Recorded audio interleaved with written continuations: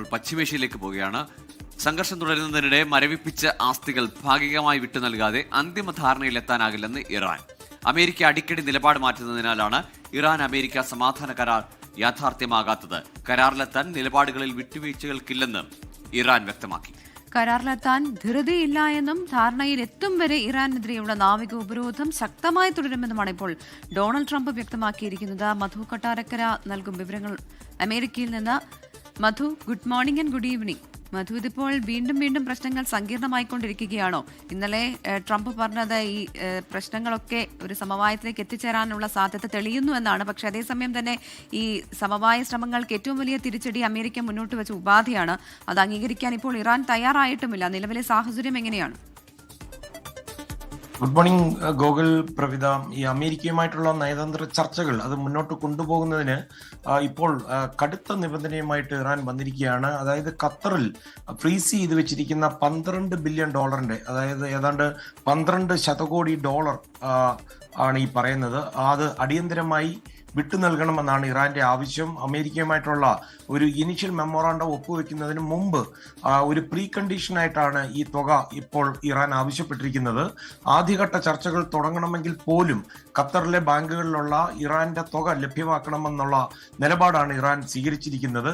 ഈ $12 ബില്യൺ അത് കിട്ടുക എന്ന് പറയുമ്പോൾ അത് ഗ്യാരണ്ടീഡ് ആക്സസ് ലഭിച്ചാൽ മാത്രമേ, അതായത് ഇറാൻ അത് ഉപയോഗിക്കാൻ പറ്റണം, എന്നാൽ മാത്രമേ ഈ ചർച്ചകളുമായി സഹകരിക്കൂ എന്ന് ഇറാൻ ചർച്ചാ സംഘം അമേരിക്കൻ പ്രതിനിധികളോട് വ്യക്തമാക്കിയതായിട്ടുള്ള സൂചനകളാണ് ലഭിക്കുന്നത്. ഈ മരവിപ്പിക്കപ്പെട്ട ഫണ്ടുകൾ അത് വിട്ടു നൽകുന്നതുമായിട്ടുള്ള ഈ ബന്ധപ്പെട്ട് രണ്ട് രാജ്യങ്ങളും നേരത്തെ നിലനിന്നിരുന്ന തർക്കങ്ങൾ ഇതോടെ വീണ്ടും സജീവമാവുകയാണ്. ഇറാന്റെ ഈ പുതിയ നീക്കത്തോടെ അമേരിക്ക ഇതുവരെ ഔദ്യോഗികമായി പ്രതികരിച്ചിട്ടില്ല.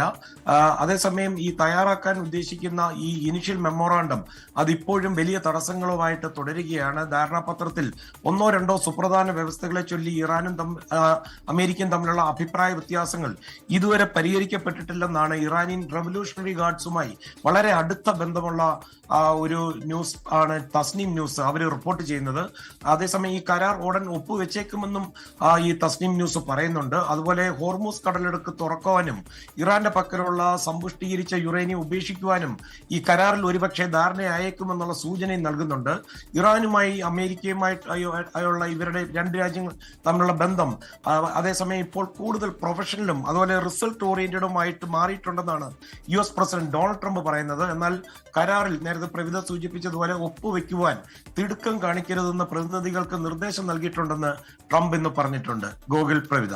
ശരി, മധു കൊട്ടാരക്കരയാണ് വിവരങ്ങൾ നൽകിയത്. ഇതുമായി ബന്ധപ്പെട്ട് എണ്ണവില രണ്ടാഴ്ചത്തെ ഏറ്റവും കുറഞ്ഞ നിലയിലേക്ക്, അല്ലെങ്കിൽ താഴ്ന്ന നിലയിലേക്ക് പോയിട്ടുണ്ട്. മെയ് 7 ശേഷമുള്ള ഏറ്റവും താഴ്ന്ന നിലയിലാണ് ഇപ്പോൾ എണ്ണവില ഉള്ളത്. ക്രൂഡ് ഓയിൽ വില ഉള്ളത്. ക്രൂഡ് ഓയിൽ ബാരലിന് $98.83 എത്തിയിരിക്കുന്നു. ഈ സമാധാന കരാർ ഉടനുണ്ടാകും എന്ന പ്രതീക്ഷയിലാണ് ഈ എണ്ണവിപണിയിലും അല്ലെങ്കിൽ എണ്ണവിലയും കുറയാനൊക്കെയുള്ള സാഹചര്യം. എന്നാലും അതിന്റെ പ്രതിഫലനം നമ്മുടെ പെട്രോൾ ഡീസൽ വിലയിൽ ഉണ്ടാവട്ടെ.